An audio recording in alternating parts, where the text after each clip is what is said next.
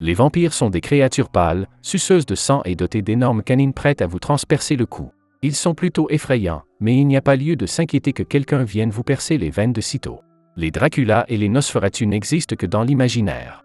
N'est-ce pas? Et si les vampires se cachaient dans les recoins les plus sombres de notre environnement, attendant le moment idéal pour se révéler à l'humanité?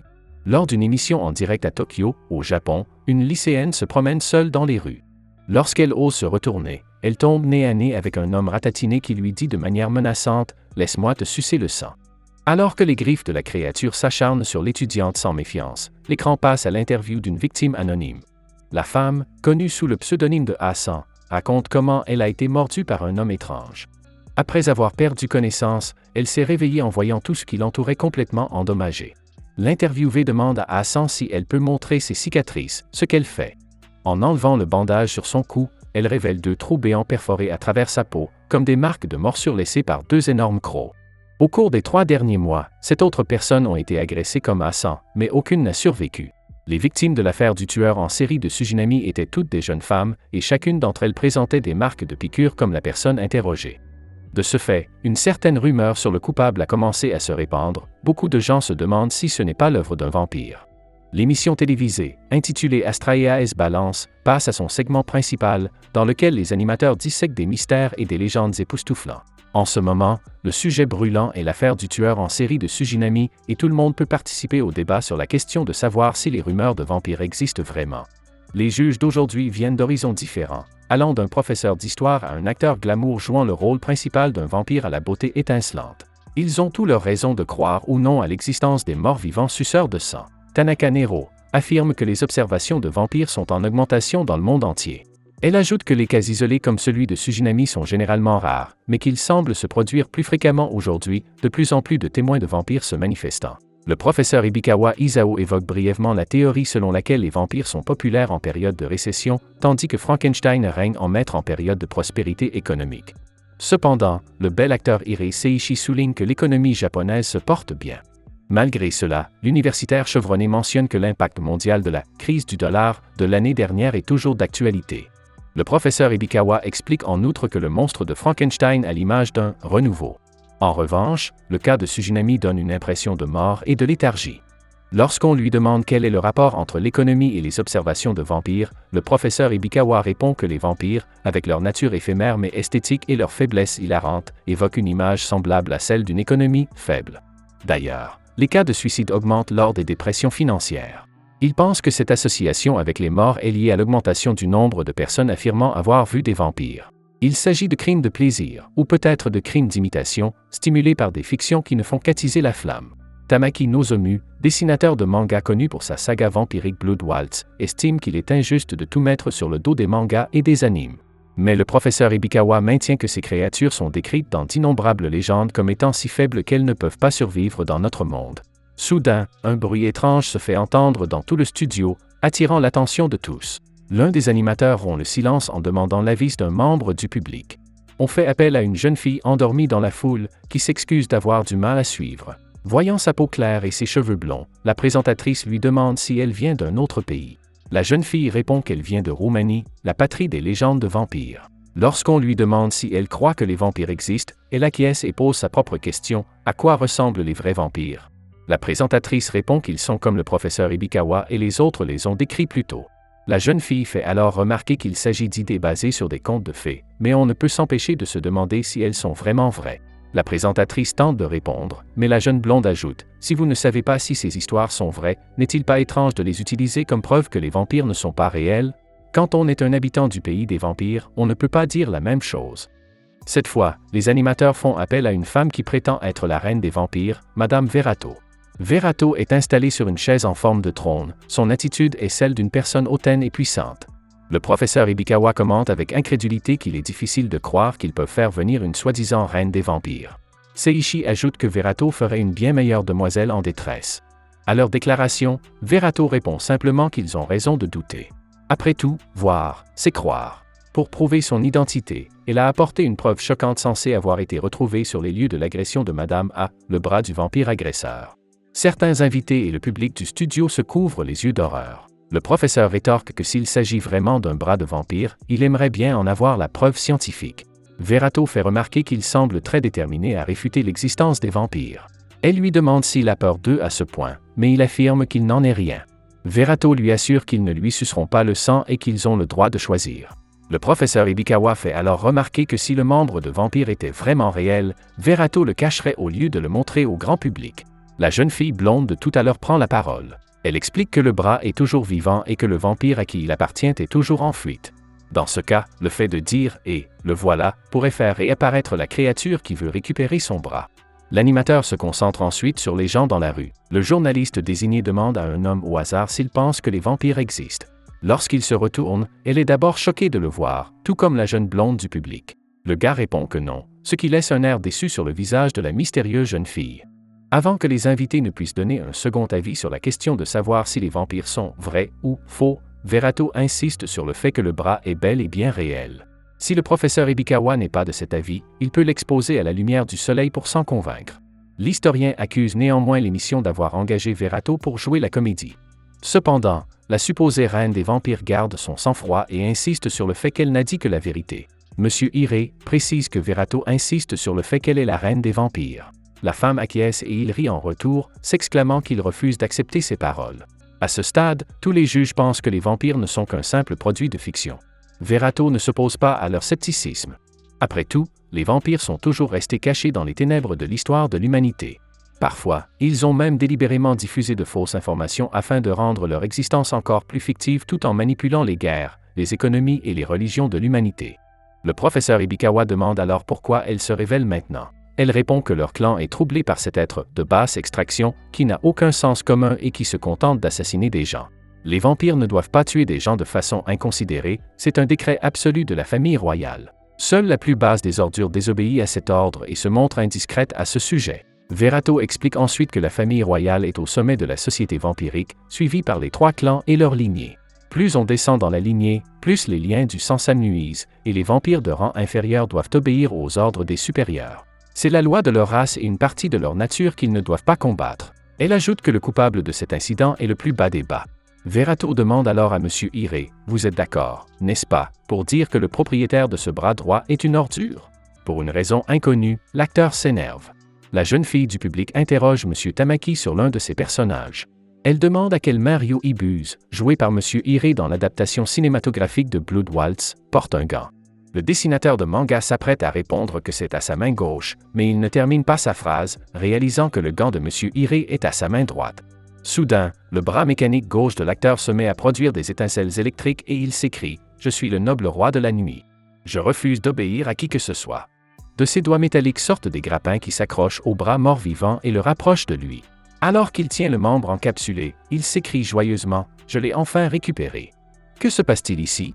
Cette superstar du cinéma est-elle le propriétaire de la main, et est-ce un vampire féroce? M. Ire rattache son bras à son corps et aspire rapidement le sang de l'un de ses collègues juges. C'est alors le chaos dans le studio. Tout le monde est choqué par cette étrange tournure des événements, qui aurait pu imaginer que le Casanova au visage de bébé serait en fait un vampire déguisé. Le studio est complètement démoli et l'acteur se transforme en un monstre terrifiant, ressemblant à un amphibien, qui devient incontrôlable et s'attaque à Verato. Cependant, ses 2 subordonnés la protègent des attaques. L'un des caméramans continue de filmer les événements qui se déroulent sous ses yeux. Il suit le vampire jusqu'au toit de l'immeuble, où l'on découvre que la fille du public est en fait la princesse vampire, et non Verato. Un autre vampire, Wolf, souhaite mettre fin à la vie de cette créature incontrôlable. Mais l'élégante princesse déclare qu'elle en finira toute seule, et qu'ils pourront ensuite discuter de la disparition de celui qu'ils appellent Akira. Arrivée au sommet de l'atelier, la princesse s'adresse à la racaille vampirique. « Je savais que j'avais gagné le gros lot en vous attirant par cette farce, mais je n'aurais jamais imaginé que vous vous cachiez si près de moi. » Elle dit que la forme que l'on prend est le reflet de son cœur. Dans le cas de ce vampire de bas étage, il doit avoir une nature si répugnante pour prendre cette apparence, sans doute l'incarnation de son orgueil et de son arrogance. Le vampire vagabond tente d'attaquer la princesse, qui s'appelle Minatep, mais une force l'empêche de réussir à la frapper. Mina est la descendante de Vlad, le fils du dragon, et elle est la souveraine légitime des vampires. Elle lui ordonne de mourir, et juste à temps, un coup fatal frappe la créature hideuse, la faisant tomber au sol. Mina appelle l'humanité à écouter ses paroles et à réfléchir à ce qu'elle vient de voir. Le caméraman lui demande si elle est vraiment la souveraine des vampires, ce à quoi elle le défie de la laisser sucer son sang. Mina poursuit en affirmant qu'ils sont les créatures qui sont restées cachées dans le noir de la nuit et les ombres de l'histoire de l'humanité. Jusqu'à présent, en tout cas. Le caméraman demande pourquoi ils se sont révélés et Mina montre du doigt un monticule lointain où Bund, décharge de Tokyo Zero. Sur cette terre, elle établira le royaume de leur famille des ténèbres. Elle formera officiellement leur vampire Bund. Quelques jours plus tard, dans une salle de classe d'un lycée, quelques élèves écoutent attentivement la discussion de leur professeur. En entendant le titre de Vlad Tep, un garçon parle de son titre plus célèbre, le comte Dracula. Une agitation s'ensuit, et les élèves parlent frénétiquement du fait que Dracula doit être réel et que Tep est le nom de famille de Mina. Alors que l'enseignante, une religieuse nommée Sœur Laura, tente de calmer la classe, un élève se lève pour s'adresser à elle en disant qu'il a besoin d'aller aux toilettes. Chaque fois que le sujet des vampires est abordé, l'élève devient grincheux pour une raison ou une autre. Le garçon, Kaburagi Akira, sort pour respirer un peu d'air frais et se demande pourquoi il se sent si mal à l'aise. De retour dans la classe, les élèves regardent un reportage sur Minatep qui a acheté légalement toute la décharge zéro. Le gouvernement est maintenant sous pression pour prendre des mesures appropriées. Les élèves continuent de parler de l'existence des vampires et d'autres créatures comme les loups-garous et Frankenstein. Au milieu de cette conversation, une jeune fille nommée Yuki quitte la salle pour apporter le déjeuner à Akira. Il la remercie de se préoccuper de lui. Soudain, Yuki est appelé par le président de la classe au sujet du rapport du trésorier, laissant Akira seul avec son ami Kuz. Kuz lui demande pourquoi il ne fait pas plus d'efforts pour tout, et le garçon répond qu'il pense que les choses sont bien ainsi. Son ami remarque qu'Akira a changé et qu'il était beaucoup plus cool avant. Kuz est ensuite abordé par 3 élèves qui lui demandent s'il peut utiliser ses relations avec le conseil des élèves pour obtenir la salle de diffusion après l'école. L'un d'eux mentionne que la princesse Mina va donner une nouvelle conférence de presse. Kuz refuse catégoriquement leur demande, déclarant que les vampires ne sont pas réels et que les élèves ne devraient pas se laisser manipuler par les médias. L'un des élèves s'adresse à Akira, qui ne veut pas voir la princesse lui aussi. Il explique qui est Mina, disant que c'est le nom du chef des vampires qui est sur toutes les lèvres. En entendant cela, Akira s'énerve. Il s'avère que c'est lui qui a été interviewé dans l'émission où Mina et les autres vampires sont apparus. Il dit que les vampires ne l'intéressent pas et qu'il ne regarde ni la télévision ni les informations. Après cela, il s'enfuit quelque part. Dès qu'Akira est seul, il se demande une fois de plus pourquoi le fait d'écouter des histoires de vampires l'affecte autant. Il remarque une paire de rubans rouges hors de propos qui planent au-dessus des buissons voisins et qui semblent le suivre. Elle le suit lorsqu'il marche et s'arrête lorsqu'il s'arrête. Il affronte l'être mystérieux, qui se révèle être Mina. Lorsqu'il la regarde dans les yeux, des souvenirs autrefois enfouis refont surface dans son esprit. Il s'accroupit de douleur tandis que les images traversent son cerveau. Yuki aperçoit Akira et s'empresse de l'appeler. En la voyant approcher, Mina s'enfuit, craignant peut-être que quelqu'un d'autre ne s'aperçoive de sa présence. En s'enfuyant, Mina est loin de se douter qu'elle est elle-même observée par quelqu'un d'autre. Après l'école, Yuki et Akira décident de rentrer ensemble. Elle lui demande s'il se débrouillera bien tout seul, et il la rassure en lui disant que ça ira. Yuki lui attrape le bras et lui fait remarquer que les traumatismes crâniens sont plutôt effrayants.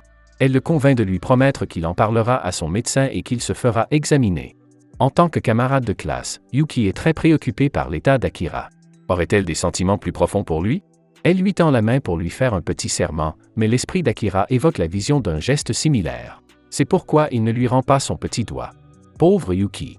Après leur séparation, Akira passe devant le visage de Mina sur un grand écran. Il rencontre bientôt une femme masquée qui danse devant l'immense écran. Elle expose ses 3 vérités en tant que vampire. Premièrement, elle boit le sang d'êtres humains vivants. Ensuite, elle se consacre au karma de l'immortel. Enfin, elle doit rassembler les démons du monde désordonné des morts. La femme enlève son déguisement, révélant qu'elle n'est autre que Mina. Akira la reconnaît immédiatement car elle est passée à la télévision dernièrement. Il demande à la jeune fille si elle est bien réelle, ce à quoi elle répond « Vous vous demandez si je suis vraiment un vampire? Ou demandez-vous si je suis vraiment Minatep ?» Elle affirme cependant que la réponse est la même dans les 2 cas. Avant que la princesse ne puisse terminer sa phrase, Akira s'éloigne calmement d'elle comme s'il n'avait pas vu quelqu'un d'important. Elle commence à le suivre, mais elle trébuche sur sa robe excessivement fluide et tombe par terre. Il se retourne pour voir ce qui s'est passé et tend le bras pour l'aider. Il demande à Mina pourquoi elle est venue le voir et pourquoi elle pleurait à ce moment-là. D'un air découragé, Mina demande rhétoriquement « Tu ne te souviens vraiment de rien, n'est-ce pas ?» Soudain, 2 bombes volent dans leur direction. Comme par instinct, Akira protège instantanément Mina des attaques. En levant les yeux, ils aperçoivent un hélicoptère qui envoie délibérément des balles dans leur direction. Akira porte Mina, étourdie, dans ses bras comme une princesse. Il s'enfuit en faisant de son mieux pour éviter d'être touché. Dans une salle de classe ensoleillée, 2 hommes observent la situation de loin. L'un d'eux demande si ça a déjà commencé, et l'autre répond que ce ne sont pas leurs hommes. Il ajoute qu'un nombre considérable d'individus ont dû attendre une telle occasion. Pendant ce temps, Akira et Mina se réfugient dans une zone abandonnée. Ils demandent qui étaient ces types, mais elle n'a pas encore déterminé non plus. La princesse répond avec calme que beaucoup veulent sa mort, humains et non humains confondus. Elle mentionne soudain que le Shade Gel, un médicament qui empêche la lumière du soleil de détruire les cellules des vampires, est sur le point de s'estomper. Il lui reste moins d'une minute avant d'être réduite en cendres. Ils entrent dans un entrepôt, où le vampire royal lui demande d'appliquer le gel sur tout son corps. Alors qu'il applique la substance liquide sur la dame toujours resplendissante, il lui demande pourquoi elle se promenait seule alors que des gens voulaient la tuer. Elle lui saisit la main, disant que son petit doigt l'a appelée. Elle a donc tenté sa chance, mais elle l'a peut-être perdue. Soudain, un homme et une femme se présentant comme des policiers arrivent et demandent à Akira et Mina ce qu'ils font à l'intérieur. Les policiers commencent à attaquer le couple, et il s'avère que ces deux étrangers sont en fait des assassins. Mina restreint les mouvements de la femme et lui mord le cou, suçant son sang. Akira reste bouche bée devant ce qu'il vient de voir. Beaucoup de choses restent à expliquer, mais il est clair qu'Akira et Mina ont un lien particulier.